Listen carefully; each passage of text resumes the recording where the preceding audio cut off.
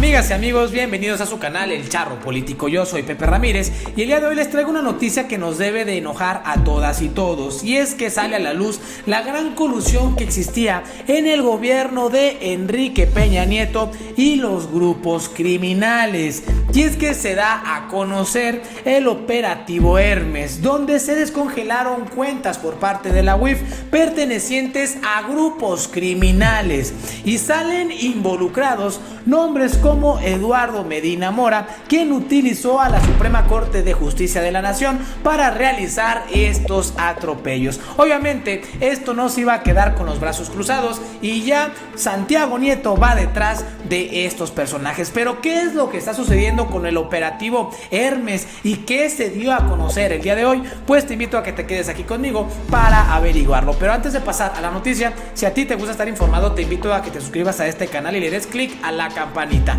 Y ahora sí, pasemos a la información. Y es que este fin de semana salió el rumor del fallecimiento de un personaje perteneciente al cártel Jalisco Nueva Generación, y este ya fue desmentido por el presidente Andrés Manuel López Obrador el día de hoy en la mañanera, y aquí tenemos el video. Bueno, en primer lugar se comprobó que fue un rumor, que no sucedió lo que se mencionaba, que había sido detenido este personaje o que había fallecido. Mentiras. Todo esto que está sucediendo de mentiras o de noticias falsas, eso es lo que puedo comentar. Nosotros ya hemos definido la política en materia de seguridad, lo que aquí se ha expuesto. Estamos atendiendo las causas que originan la violencia. Ese es un cambio en la estrategia. Pensamos que no se puede enfrentar la violencia con la violencia, no se puede apagar el fuego con el fuego. Hay que garantizar mejores condiciones de vida, de trabajo a todo el pueblo. Antes se abandonó a la gente, se abandonó a los jóvenes, y por eso se desató la inseguridad y la violencia. Entonces nosotros hemos cambiado la estrategia. Lo principal es el bienestar, la paz. Lo he dicho muchas veces, es fruto de la justicia, y al mismo tiempo no hay impunidad, que eso es también muy importante. Antes, para que no se nos olvide, había contubernio de delincuentes con autoridades, se vendían las plazas. Bueno, se llegaba al extremo de que los delincuentes imponían a las autoridades municipales, a veces tenían acuerdos con gobiernos estatales, y como todos sabemos, llegó al caso vergonzoso de que un secretario de Seguridad Pública del gobierno federal estaba al servicio de la delincuencia, algo que se está ahora ventilando porque este personaje está recluido, está preso en Estados Unidos. Entonces eso ya no existe. Aquí en el caso de Veracruz, esto fue lo que dijo el presidente Andrés Manuel López Obrador, y deja en claro qué es lo que ha estado pasando, y que verdaderamente para combatir a estos criminales o la ola de violencia que estamos enfrentando en nuestro país, debemos de resolver las problemáticas que vivimos en México desde la raíz, terminar con la gran desigualdad, la pobreza, el hambre, y sobre todo darle más oportunidades a las y los mexicanos de poderse desarrollar en un espacio donde cuenten con todas las garantías, pero también los servicios, para que no tengan que recurrir a estos grupos criminales.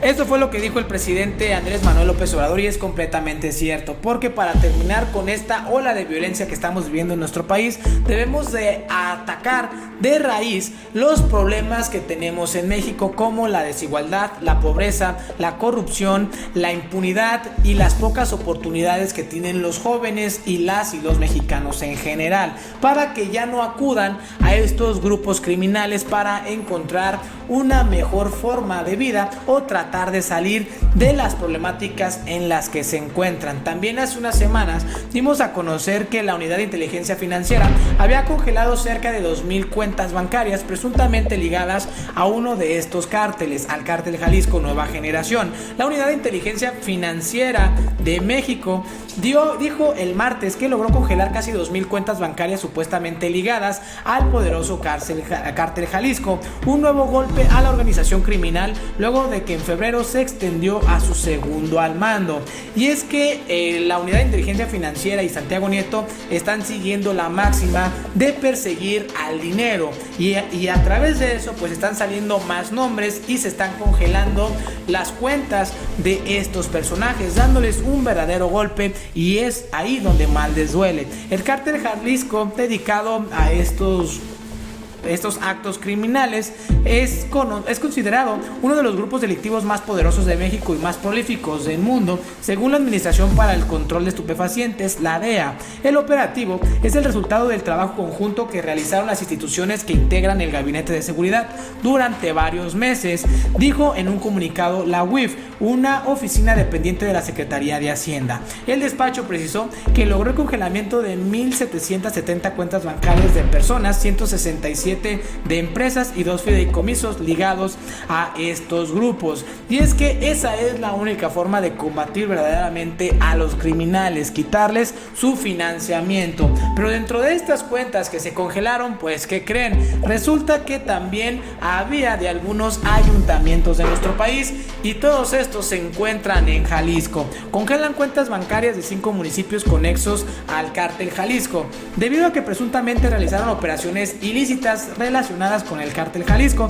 La Unidad de Inteligencia Financiera de la Secretaría de Hacienda y Crédito Público determinó congelar las cuentas de varias administraciones municipales. Se trata de los ayuntamientos de Autlán de Navarro, Casimiro y Castillo, Villa Purificación, El Grullo y Cuchitlán. Lo que aquí nos muestra, familia, es todavía la gran colusión que existe entre nuestras autoridades y estos grupos criminales, no solamente en el ámbito municipal, sino que fue el mismo gobernador de Jalisco, Enrique Pruebas Rápidas Alfaro, quien dio a conocer que la fiscalía estaba tomada por estos grupos criminales, dando pues prácticamente una noticia funesta, y es por ello que se estaba manejando que se iban a suspender los poderes en Jalisco.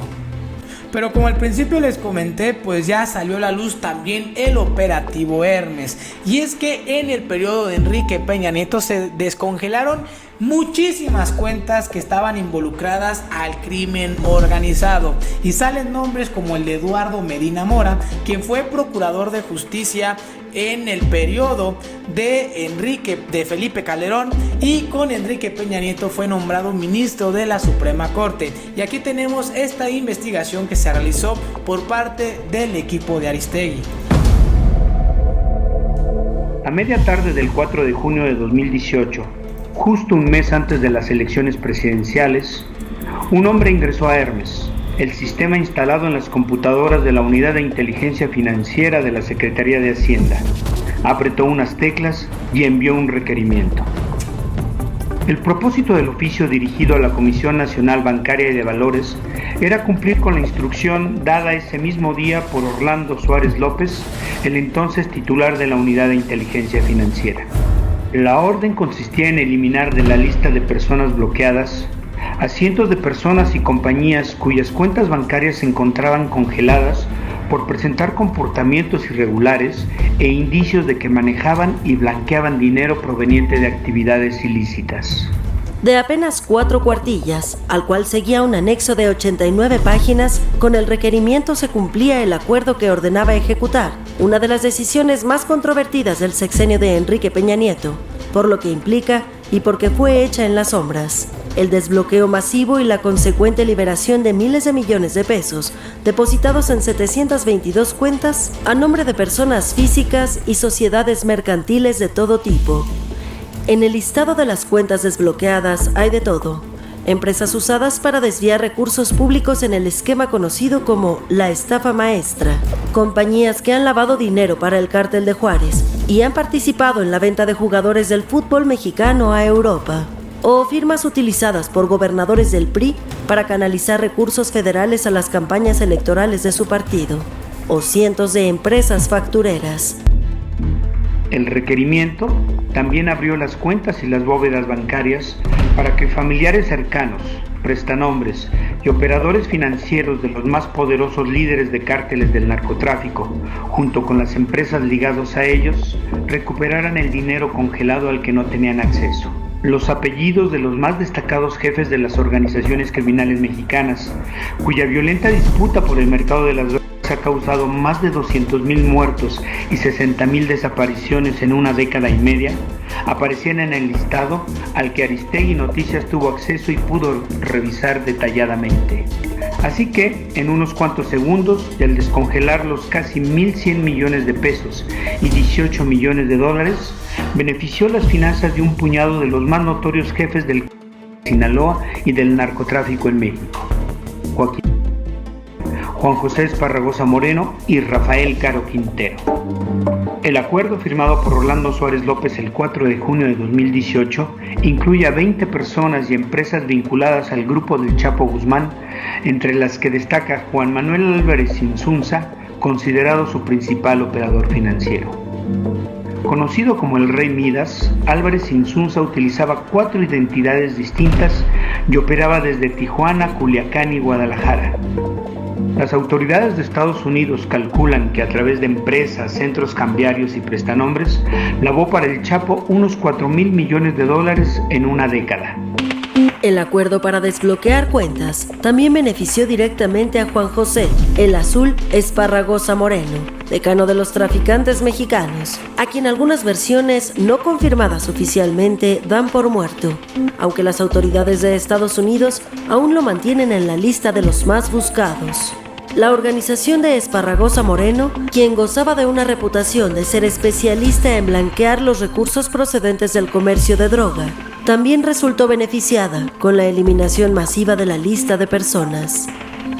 Entonces vemos, familia, de qué se está tratando esta situación. ¿Cómo es posible que esto haya sucedido en los sexenios de Enrique Peña Nieto? Y nos damos cuenta que entonces verdaderamente no se estaba combatiendo al crimen organizado como ellos nos estaban haciendo creer. Operaciones Hermes, así se descongelaron las cuentas del cártel de Sinaloa y a otros grupos del crimen. En menos de un mes antes de que la catástrofe electoral sacara nuevamente al PRI del poder, al menos 722 cuentas bancarias fueron descongeladas por instrucciones del titular de la Unidad de Inteligencia Financiera de la Secretaría de Hacienda y Crédito Público. El 4 de junio del 2018, una orden electrónica desbloqueó casi 1,100 millones de pesos y 18 millones de dólares de las cuentas de personas y empresarias ligadas al cártel de Sinaloa y al cártel Jalisco y a otros grupos criminales. El beneficio alcanzó también a empresas vinculadas a la estafa maestra,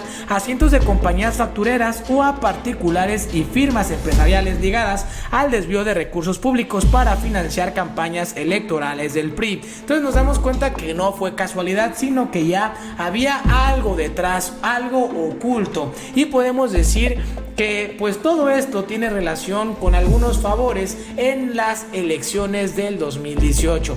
El propósito del oficio dirigido a la Comisión Nacional Bancaria y de Valores era cumplir con la instrucción dada ese mismo día por Orlando Suárez López, el entonces titular de la UIF, eliminar de la lista de personas bloqueadas a cientos de personas y compañías cuyas cuentas bancarias se encontraban congeladas por representar comportamientos irregulares y sólidos indicios de que manejaban y blanqueaban recursos provenientes de actividades ilícitas. El requerimiento constaba de apenas 4 cuartillas, al cual seguía un anexo de 89 páginas, mediante el cual se cumplía el acuerdo que ordenaba ejecutar una de las decisiones más controversiales del gobierno de Enrique Peña Nieto. Entonces, ¿qué es esta situación, familia? Aquí vemos los oficios que fueron presentados y están firmados por Orlando Suárez López, quien fue el titular de la Unidad de Inteligencia Financiera. Sin embargo, lo más llamativo del requerimiento es que literalmente en un abrir y cerrar de ojos abrió las cuentas y las bóvedas bancarias del país para que familiares cercanos, prestanombres y operadores financieros de los más poderosos líderes del crimen, junto con las empresas ligadas a ellos, recuperaran el dinero congelado al que no tenían acceso. Y es que, familia, pues entonces, ¿qué está pasando? ¿Qué pasaba en nuestro país? Y como les dije, salieron nombres de uno de los ministros, exministro Eduardo Medina Mora. El proyecto de Medina Mora, luego de la usual argumentación jurídica, llegó a una conclusión sumaria. La Unidad de Inteligencia Financiera solo tenía la facultad, esto lo resolvió Medina Mora para que nomás ustedes se den cuenta, familia, solo tenía la facultad de congelar las cuentas de individuos y empresas cuando dicha medida tuviera como propósito cumplir una resolución de un organismo internacional o una obligación bilateral o multilateral asumida por el país.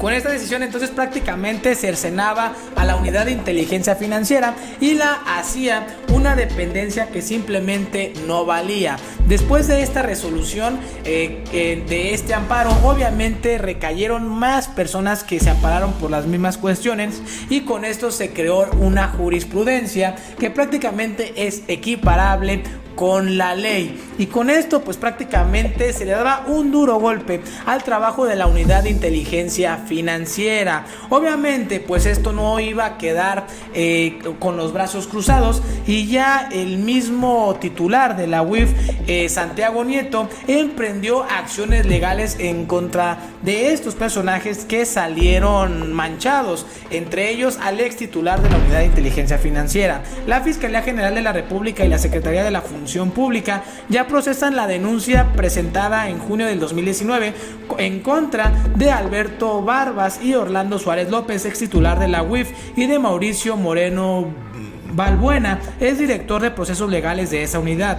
Es la que se les responsabiliza de haber tomado decisiones de manera ilícita y en contravención de sus atribuciones, y de haber realizado actos administrativos carentes de sustento legal que concluyeron en la eliminación masiva de personas incluidas en la lista de personas bloqueadas de la UIF. Sin duda, este tema dará mucho de qué hablar, y en los próximos días saldrá más información. Y bueno, eso sería prácticamente todo de mi parte. Si te gustó este video, te invito a que te suscribas a este canal y le des click a la campanita. Yo soy Pepe Ramírez. Hasta la próxima.